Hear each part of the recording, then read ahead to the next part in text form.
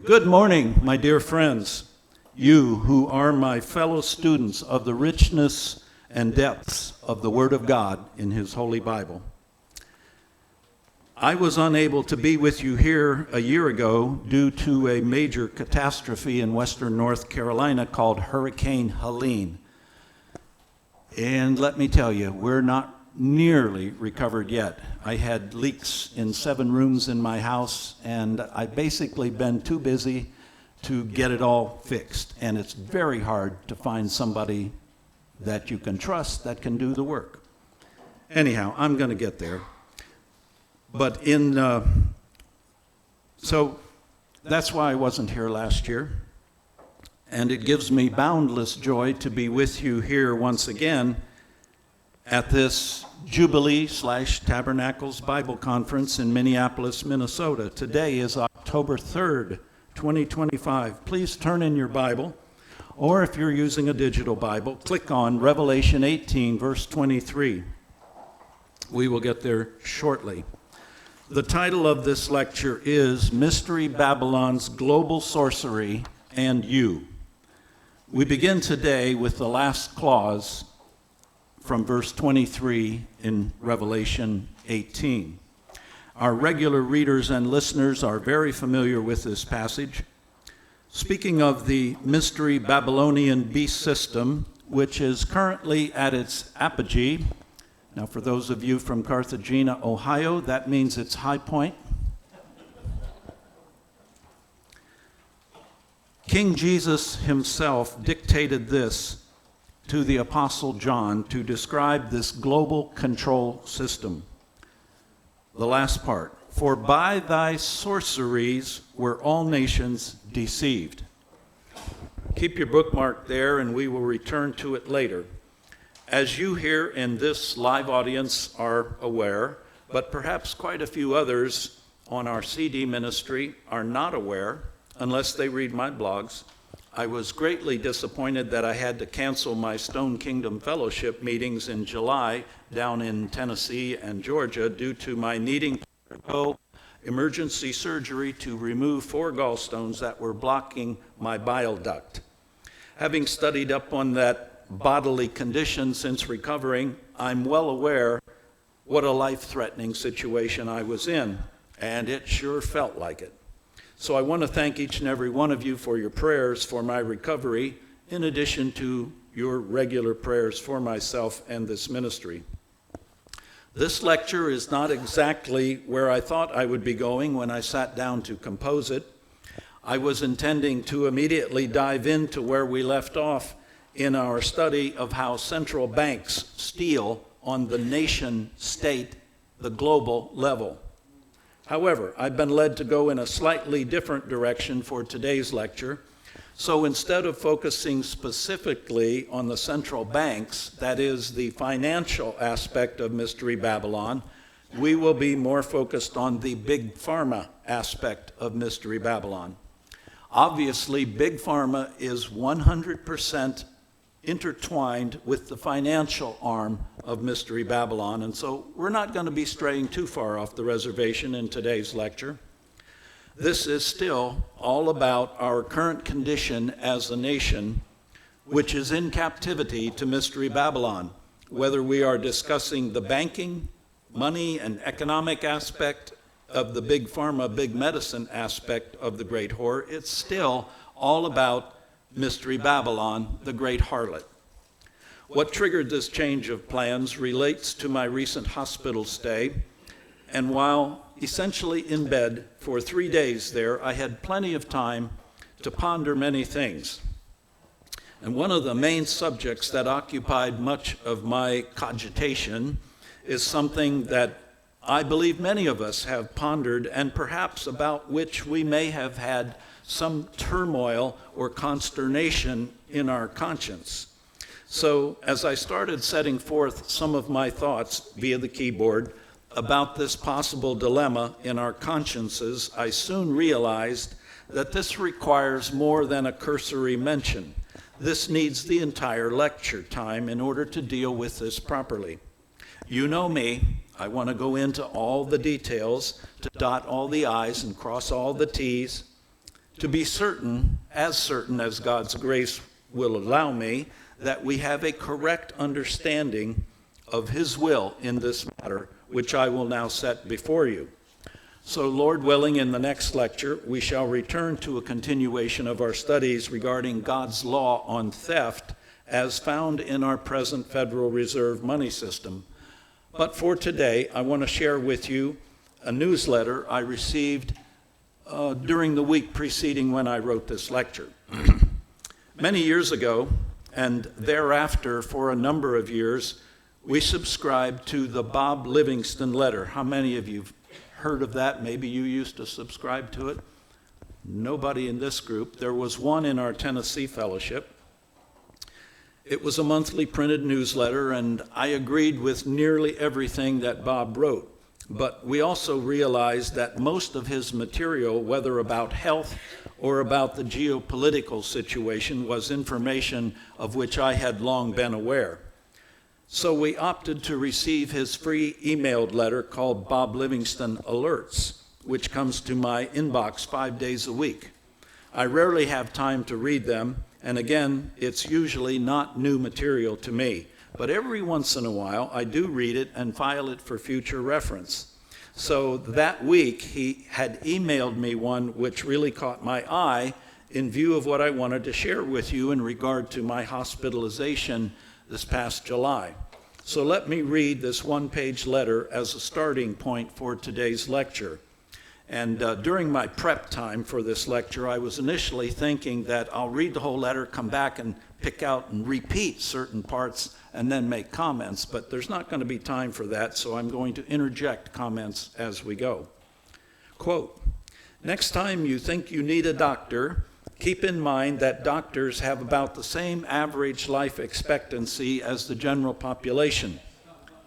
Wouldn't it be reasonable to assume that with all the vast medical knowledge, resources, equipment, and pharmaceuticals they have access to each day, that they would have found the secret to longer lifespans for themselves at least?" Makes sense, doesn't it? "A massive industry exists specifically to create new and better chemical concoctions to market them and push them on unsuspecting people who have been brainwashed into believing drugs can cure them." How many of you agree with that? Right? And brainwashing, by the way, is another name for mind control. In moments of honesty, even mainstream doctors will admit this is true. Next time you're visiting your medical professional, ask him or her to give you the name of one drug that does these two things. Number one, cures the unhealthful condition, and two, does not produce some side effect or downside that isn't equal or worse than the original condition. No such drug exists, he says. I might take a little exception to that. I once had a conversation with a doctor about taking aspirin every day for the widely publicized benefits to the circulatory system. Based on information in the mass media, I told the doctor I couldn't think of any reason not to take aspirin, and he responded, quote, "It's a trade-off. There are always side effects, differing with each person, even if we don't know yet exactly what the effects are," end quote. Mainstream media wants to make everyone think that before modern medicine with drugs and surgery came along, everything was snake oil. But research often shows what I've said for years, that the expansive pharmaceutical industry is what's hazardous to our health. Research published in the Journal of Health and Social Behavior found that as the pharmaceutical industry has expanded, increased its sales, and money spent on research and development since the mid-20th century, the life expectancy of women aged 65 and older has decreased, and their mortality rates have increased. Quote within a quote. It could be due to toxic side effects of drugs, doctors' prescribing practices, patients' misuse of prescription drugs, reasons related to the pharmaceutical industry's marketing strategies, or some combination of these factors, end quote, said Hui Zhang, lead author of the study and associate professor of sociology at The Ohio State University. That's certainly not surprising to those of us who study alternative medicine. I remember a 2011 piece in Psychology Today that called for an investigation into psychiatric drugs because they shorten lives. And it wasn't long ago that we reported on a study showing that America's seniors, while living longer than their forebears did, are doing so with a steadily declining state of health. The U.S. government and the pharmaceutical trusts combine to make a very sophisticated system of chemical and biological warfare against the American people. They do this under the pretense of medication. Propaganda is a very powerful way to persuade people to accept things against their best interests. Again, let me interject. He's talking about mind control, isn't he? Brainwashing. And mind control, in my view, and I've expanded on this extensively, mind control is witchcraft. Of course, the medical establishment and the propaganda media have deceived the public into believing that there is scientific proof the medications approved by the FDA are both safe and helpful. The term scientific proof is a euphemism to cover general assault upon the population by monopoly chemical cartels. Of course, the FDA doesn't develop or scientifically prove anything. They are only the political collaborators with the pharmaceuticals. Not that, quote unquote, science is proof anyway. The mainstream would have you believe that science is fact. Not so. Science is observation, exploration, questioning, and theorizing, not proving. The effect of all these poisons is well known. They are invasive, and their use under any pretense amounts to an assault upon the people. I emphasized under any, because I would have some disagreement with that statement, and I'll show you why in a little bit. Then he continues, can educated automatons, by which he means doctors and nurses, can educated automatons execute millions of people with chemical poison and not know what they're doing? Such is the Machiavellian nature of a mind control system, i.e. witchcraft, devoid of common sense. Symptomology triggers the created desire for drugs when, in truth, all so-called diseases are crises of toxemia. In medical orthodoxy, it's not about prevention and cure. It's about quieting symptoms with drug poison. Let me interject here. Notice he's referring to diseases. But in emergencies, such as wounds in warfare and other violent incidents, such as motor vehicle or other accidents, etc., the use of various drugs is both life-saving and allows the patient time for his body to recover. It's the best we have available at this current time in the final stages of the rule and reign of Mystery Babylon the Great.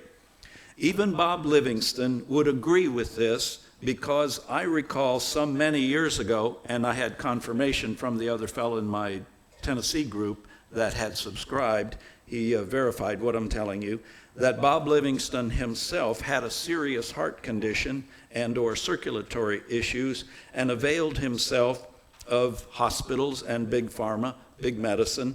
I think he's still going strong, well into his 90s now, but don't quote me on that. Continuing to quote him, if they're not poison, then why do muscle relaxant drugs whose ingredients include methocarbamol, cyclobenzaprine, and oxybutynin, which acts on the nerves of the brain to loosen muscles, inevitably have the side effect of making it difficult to think properly?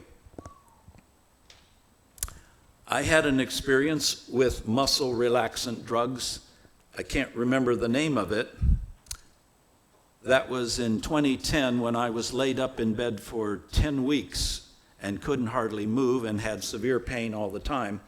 And when I had been given a muscle relaxant drug, Roxanne said I was acting very weird, that I was not myself. But I disagreed with her. From my point of view, I thought I was acting perfectly normal. But she said, no, James, you're really, really weird. I trusted her judgment on that situation and got off of that drug before the doctor wanted me to. Continuing with Bob Livingston. Why do anxiolytics, which I think refers to anxiety drugs, and sleeping pills like diazepam and chlordiazepoxide have effects like clouding of consciousness, falls, and increased forgetfulness? Let me interject here that when I was in the hospital and being checked in, and they come in and do a medical questionnaire, they said, have you experienced any falls lately? I said, no. But I thought, why are they asking me that? Then I realized, oh, I am 76 years old, and this is common among the elderly, whoever they are. And I thought, okay, yeah, elderly people tend to have falls. And grandma breaks her hip, and the next thing you know, she's gone into the beyond.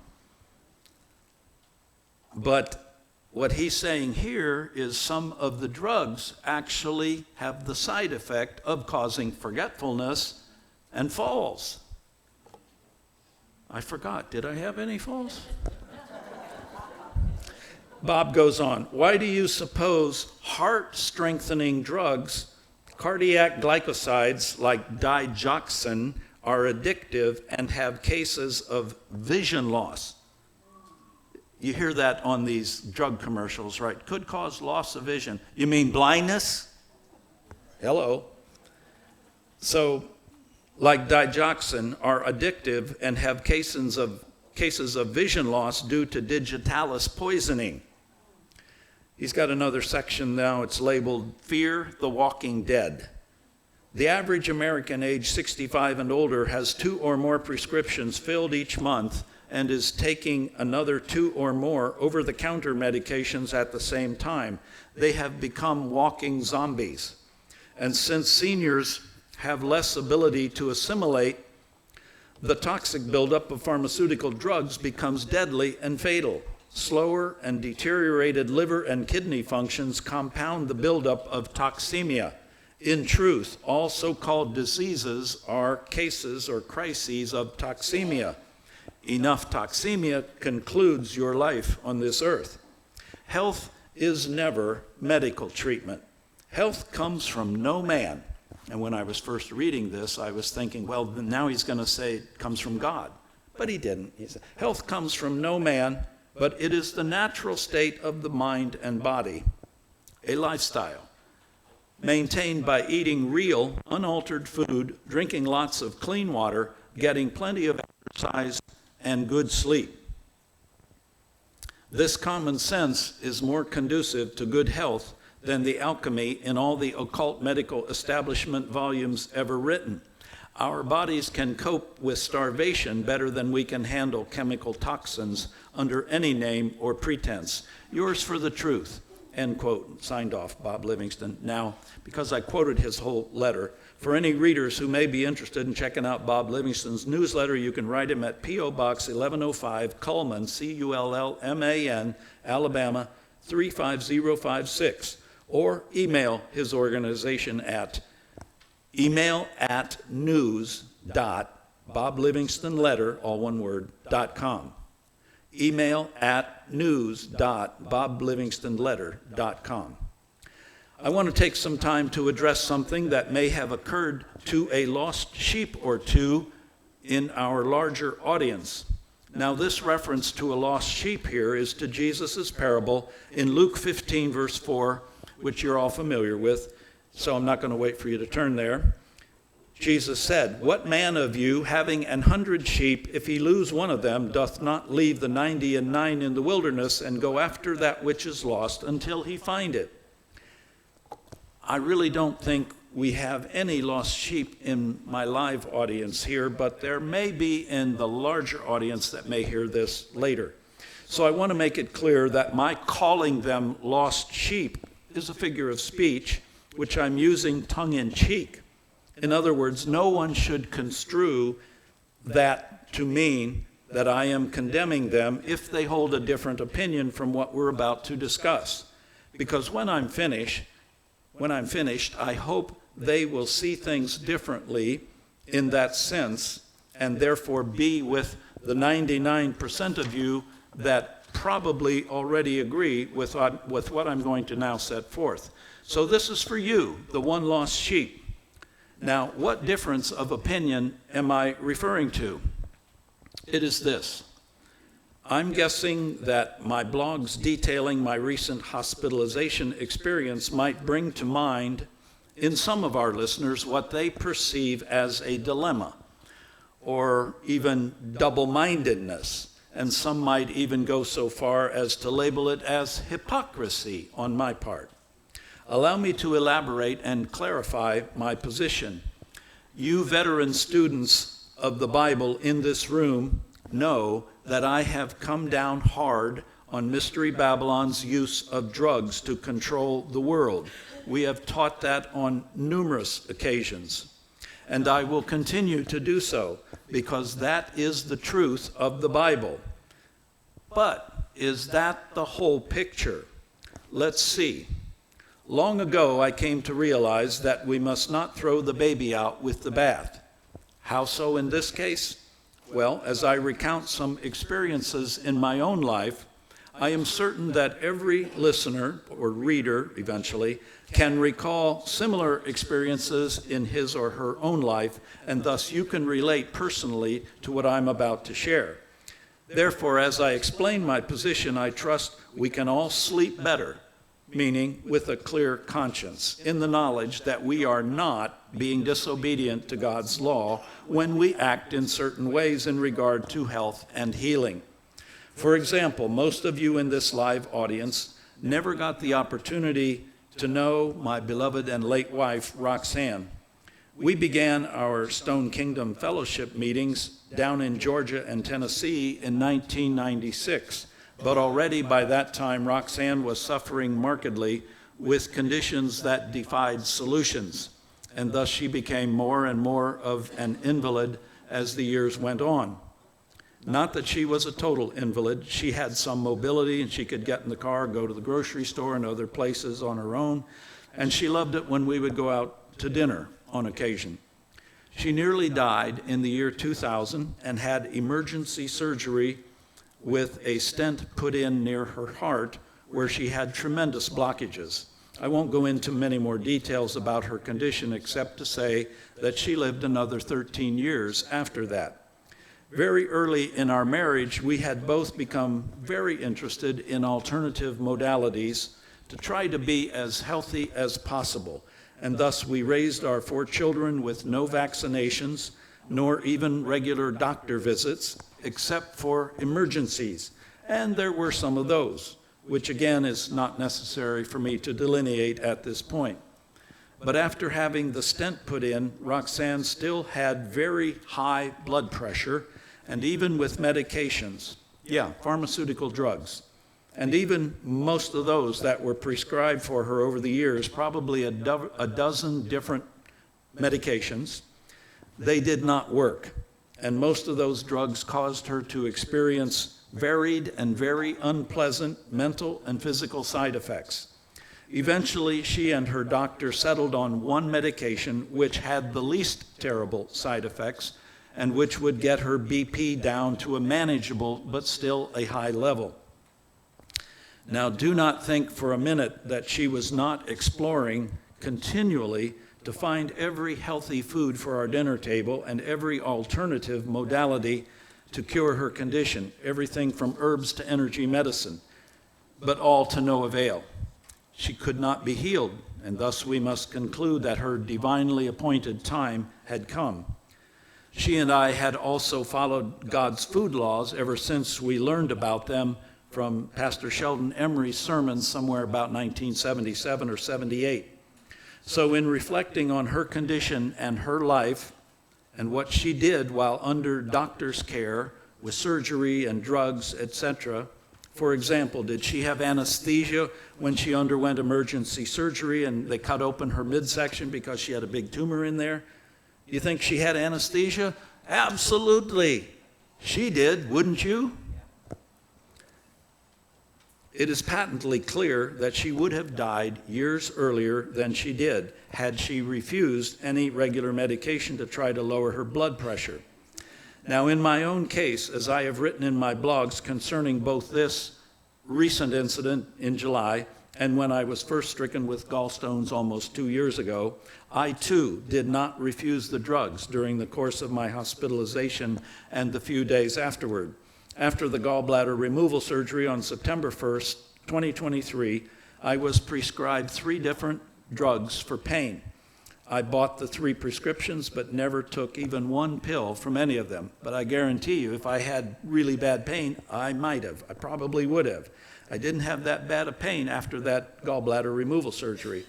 And eventually, I turned them in to our local police chief, who was a friend of mine, for proper disposal. Because most of you know, and I'm not going to tell you if you don't, what happens if you flush them down the toilet. Back in 2010, I was laid up in bed for about 10 weeks with excruciating back pain, and after I had tried every alternative I knew, from essential oils and herbs and even a home visit from my friend and physical therapist, and none of them even began to alleviate the pain. So with 2 EMTs, and they called in 2 local firemen to help, they got me on a stretcher, took me to the steps, and it was very painful just to get down the steps and into the ambulance and taken to a pain clinic where I was administered 3 steroid shots in the lower back over a period of 3 weeks. At that point, the very kind doctor who treated me in that clinic, because he knew what I was feeling because he himself had experienced that same pain and hence his specialty. But after the 3 steroid injections on 3 successive weeks, he advised me they could not give me any steroids for a while, and that the pain would return anywhere from 6 to 8 months hence, and that I should then return for another round of steroid injections. He concluded by saying that I should get used to this because this would be my life from that point on. And I remember as I was being wheeled out to the car, I was muttering under my breath, "Like hell I will." I try to use biblical language, you know. I was determined to keep searching for an alternative to avoid that life sentence, as it were. And God did answer my prayer, for that was 15 years ago this past January, and I've never had that chronic and debilitating back pain again. Obviously, I've never gone back for any more steroid shots. Oh, sure, I've done stupid things like lift things that are too heavy and not, squatting the right way, where I've had some pain for 2 or 3 days. And I remember coming to the conference, I think it was in Peru, Indiana, where I got up there and I was a little bit wobbly because I had had severe pain before I left. And when I got there, it was pretty much all gone. But nothing like putting me in bed for many weeks. Part of the solution for me back in 2010 was contained in a $15 book called Healing Back Pain by Dr. John Sarno, MD. We carried that book for several years so that my readers might also avoid what had happened to me. So to the point, and setting forth my position for the one lost sheep, am I being a hypocrite in using drugs, the drugs of Mystery Babylon? I do not believe that I am. And this brings us back to the idea of not throwing the baby out with the bath. There is a distinction to be made here. We each have to weigh our options when we're faced with life-threatening injuries or illnesses. Sometimes, in fact, many times in our lives, when we encounter certain circumstances, all the choices are bad, less than optimal, less than perfect. It's because, thanks Adam, 6,000 years ago, we live in a fallen and very imperfect world. And more than that, you serious Bible students know that we here in America live to this day under a God-ordained time of punishment in captivity to the beast system, which the government calls, which the Bible calls Mystery Babylon the Great. In our very lengthy series on that topic, we've explored in a number of lectures how God wants us to live while under this decreed time of punishment. We can understand and recognize that while we live under this ungodly system, we need to do the best we can with what we have at hand. Yes, the entire medical system in America is under the control of Mystery Babylon, but so is every other institution in the nation and aspects of our lives. But let me tell you, if, God forbid, you were to be involved in a horrible car accident and suffered some serious or even life-threatening injuries, are you going to tell the emergency medical personnel that come out in the ambulance, oh, just take me home, I'm going to look for some herbs in my garden, I'll take care of it? Not if you're bleeding to death, you won't. You and I would both go to the ER if we had immediately life-threatening conditions. And that is what Roxanne did. That is what we did with our children. That is what I did back in July. By the way, I must share with you my gratitude, just as I did 2 years ago when I had my gallbladder removed, that I was so very impressed and blessed and pleased with every single one of my caregivers at the Margaret Pardee Memorial Hospital in Hendersonville, North Carolina. From the surgeons and operating room staff to the anesthesiologist and his staff, to the administrative staff, to the cleaning and food service staff, right down to the guy who opened the car door for me when I was wheeled out to be discharged. Every one of them did their jobs with skill and a visibly cheerful attitude.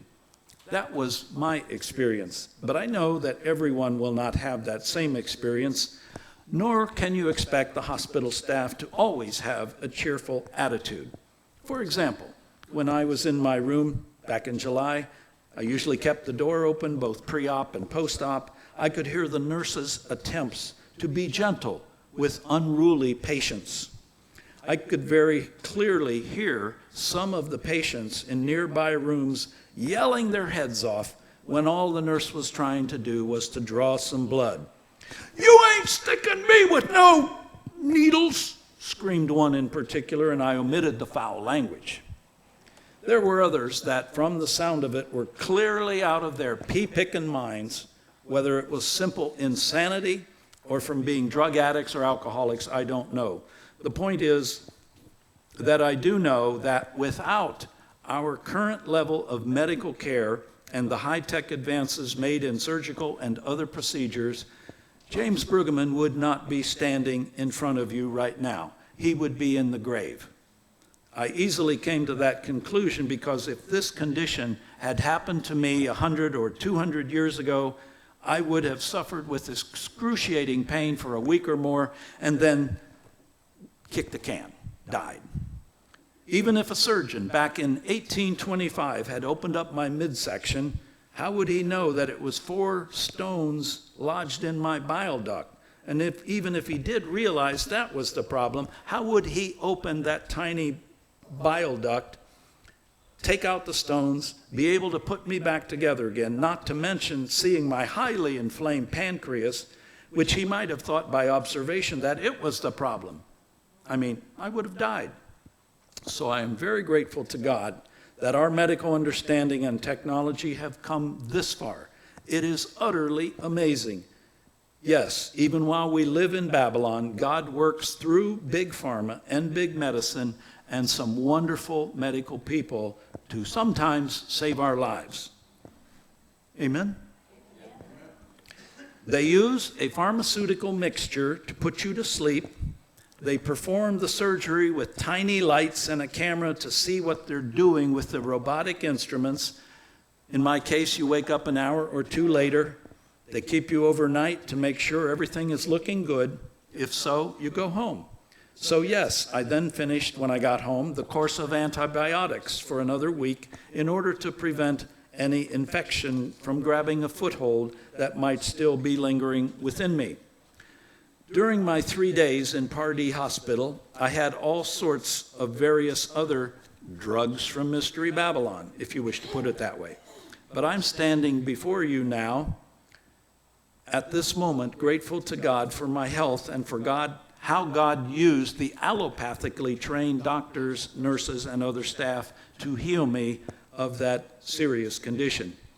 To add to that idea of not tossing the baby out with the bath, let us now turn to the scriptures to re-examine the key verse about Mystery Babylon sorceries. Did you keep a marker in Revelation 18:23?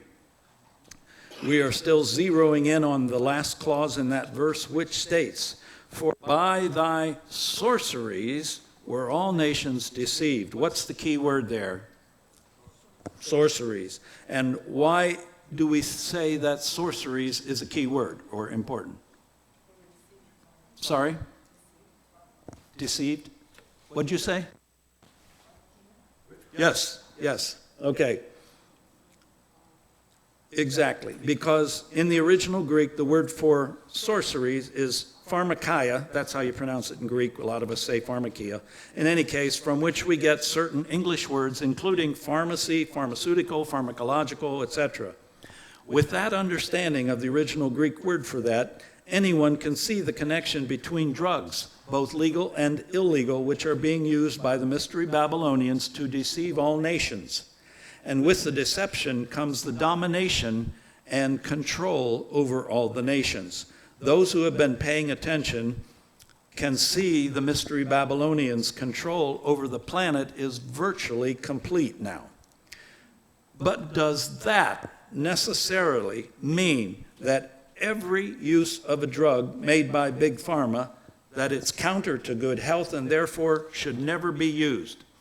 For example, if a person has a headache, I mean a pretty bad headache, and takes an aspirin, is that a sin by God's definition? Don't answer that yet. Most of us know that pain is a warning signal that something is wrong. But while we're searching for an answer to what's causing the headache, can we take an aspirin to alleviate the present pain? Or do you think that's a sin? Does anyone here think that's a sin? The record shows no hands. It is certainly not prudent to take an aspirin every day. Or worse than aspirin, it is very unwise to be taking an ibuprofen or some of those other drugs that are very bad for your liver. And RFK Jr. and his people are now, 2 weeks ago came out and made the case against Tylenol, which is acetaminophen. I didn't know that pregnant women shouldn't take that, did you? And then you see the idiots, those poor young mothers-to-be pregnant on, TikTok, filming themselves downing a bunch, in a couple cases, a whole bottle of Tylenol, ending up in the hospital. How crazy is it? Anyhow, so I'm saying that once in a while, we may have to resort to getting relief, but let's not make a habit of it if at all possible. Nevertheless, sometimes maybe someone's health has declined to the point where a daily regimen of an appropriate dose for high blood pressure cannot be avoided, unless you're ready to go to that long sleep in the grave. And yes, in Roxanne's case, her condition necessitated long-term use. So I'm certainly not advocating any listener should quit using any drugs that may have been prescribed for you. I should issue my disclaimer here. I am not a medical doctor. I'm not giving medical advice here. As we all know, by man's law, only medical doctors are allowed to give medical advice. But I am within my First Amendment God-given right to discuss this very biblical topic without giving any individual medical advice. Am I being clear? Please? Okay. Now back to the word sorceries. The Greek word pharmakia there in Revelation 18:23. The combined definitions from my BibleWorks software program, which includes not only Strong's lexicon, but Brown Driver Briggs, Thayers, Gesenius, and a couple of others, it gives these meanings for pharmakeia. Quote, number 1, the use or the administering of drugs.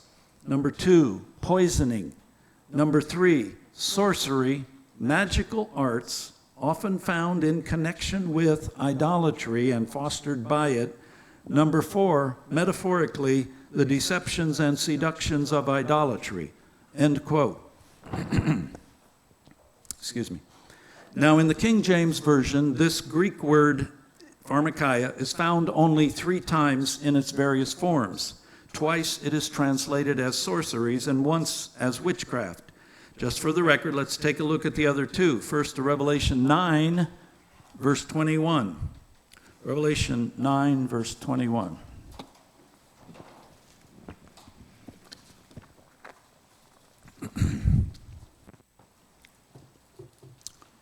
Neither repented they of their murders, nor of their sorceries, pharmakeia, nor of their fornication, nor of their thefts.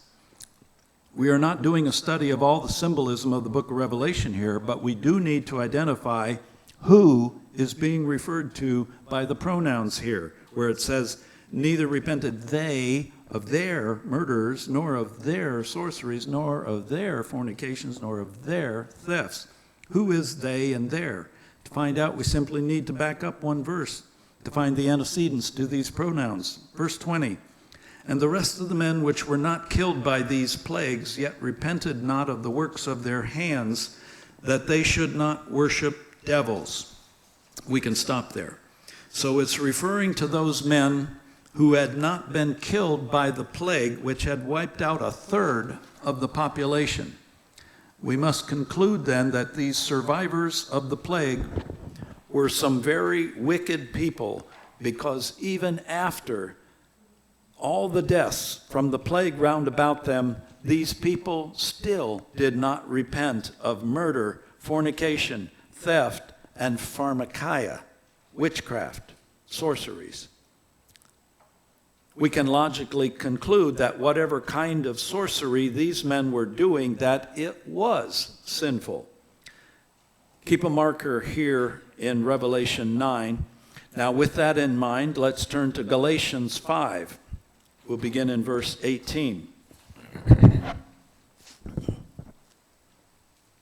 Paul uses the same word, pharmakeia, here, where he's contrasting the works or the fruit of the Spirit with carnality, which are the works or fruit of the flesh. Galatians 5, verse 18. But if ye be led of the Spirit, ye are not under the law. As you know, this does not mean the law is abolished and done away with for Christians. It means if you are in Christ, you are no longer under the penalty of the law, which is death. Now, I know it doesn't say penalty there, but we've done a lengthy study on that, and with common sense reasoning in other lectures, most recently when we began this series on God's law, where we showed the law is not abolished. Paul goes on with the contrast to list some marks of carnality. Galatians 5:19, now the works of the flesh are manifest, which are these: adultery, fornication, uncleanness, lasciviousness, verse 20, idolatry, witchcraft, pharmakeia, hatred, variance, emulations, wrath, strife, seditions, heresies. Now, let's remember the definitions. To repeat, number 1, the use or administering of drugs. Number 2, poisoning. Number 3, sorcery, magical arts, often found in connection with idolatry and fostered by it. So notice in verse 20 how Paul lists idolatry, and then next is witchcraft, which supports the lexicon statement that pharmakeia, sorcery, magical arts, are often found in connection with idolatry. Now let's go back to Revelation 9, verse 21. You kept a marker there? Neither repented they of their murders, nor of their sorceries, pharmakeia, nor of their fornication, nor of their thefts. What kind of sorceries, what kind of pharmakeia were these wicked people doing there? Well, it told us in verse 20, of Revelation 9. It was idolatry. They were worshiping devils. Again, the close connection between sorceries and idolatry. Do you see that? Technically, they were worshiping demons. The Greek word for devils is diabolos, but this Greek word is daimonion, which is demons, and could also be translated as evil spirits. They were worshiping demons.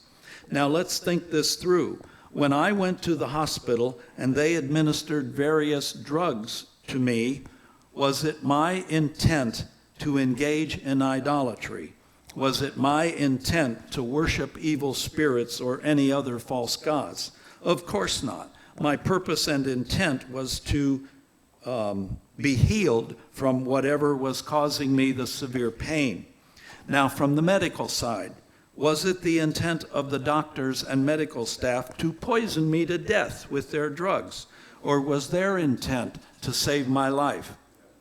Now, back in August of 1978, the head of the Roman Catholic Church, Pope Paul VI, passed away. He was replaced by Pope John Paul I, who served as Pope for only 33 days. How many of you remember that? He was served some evening tea just before bedtime, as was his habit. And the next morning, his body was discovered. The official ruling was a heart attack. Could be, I guess. But many people immediately suspected foul play because certain powerful people knew that this mild-mannered man would not be compromised and would not serve their nefarious plans. I have a book in my library about that. It's called In God's Name, which details the whole assassination story. And that's what I believe it was. Now, I'm going from memory here, but I think there's a drug called digitalis, which in small doses is used to treat heart disease. However, it's also known to be used by assassins to cause a fatal heart attack in larger doses. I wonder if the Pope's tea had a little too much digitalis in it. In other words, the same drug which in tiny doses can be very helpful and even life-saving can also be used to poison and murder someone.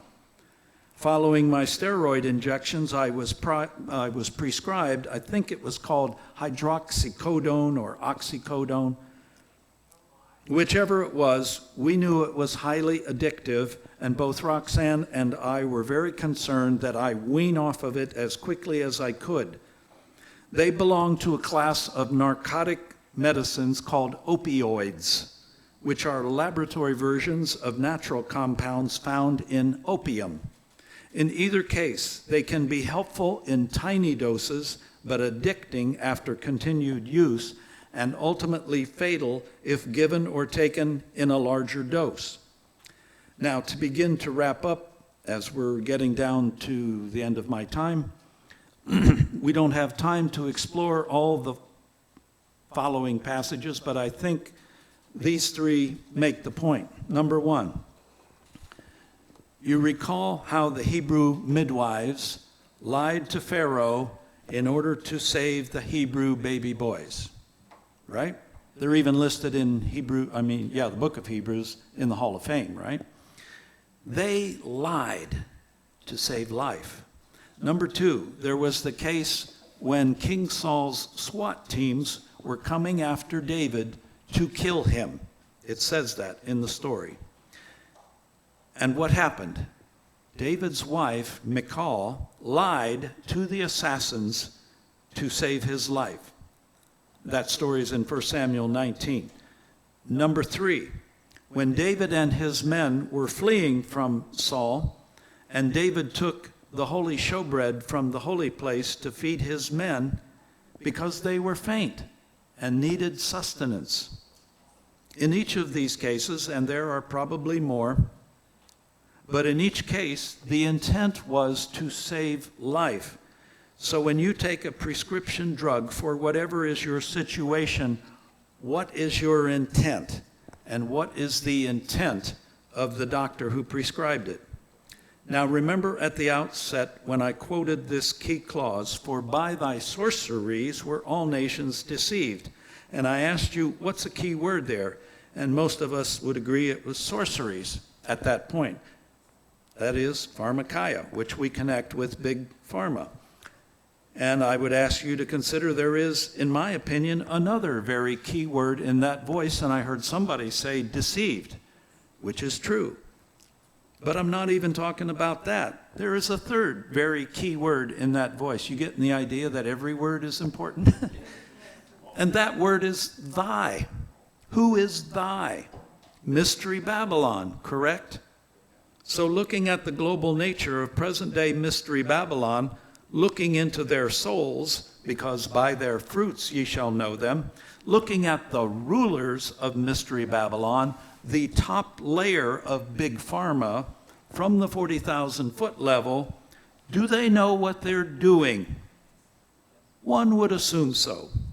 What are they trying to do to help us to grow and prosper and live long lives? I don't think so. For by their sorceries, they intend to depopulate the earth. At the top level, their intent is not to save life, but to kill us, either slowly over many years while they're making billions on the drugs, or more quickly through other uses like a little too much digitalis. Nevertheless, recognizing that we are still in captivity to Mystery Babylon, we must do the best we can with the tools at hand. For example, fentanyl and OxyContin are very dangerous drugs. They are fatal in large doses, and large isn't very large when it comes to those. For example, fentanyl on the top of a pin is enough to kill you. So they are fatal in quote-unquote large doses, but helpful in very tiny doses by medical people who know what they're doing. So until I see a so-called medbed in operation, we have the present tools of drugs in appropriate doses and surgical procedures in order to save our lives. And by the way, just last night, somebody sent me a link to something showing that Trump retruths something about med beds. Has any of you seen that? I'm going to put it in a blog. And it looked like an AI to me, but you can decide. But like I said, I want to see one with my own eyes, not some image on a screen, because AI can probably fake a Trump truth as well. Now, if this discussion has not been persuasive to any particular lost sheep in my audience, well, maybe I'll be able to do a better job on this topic in a year or two. But that's where I see it at this time. And I hope it's helpful to all of my listeners and readers. Thank you for your attention.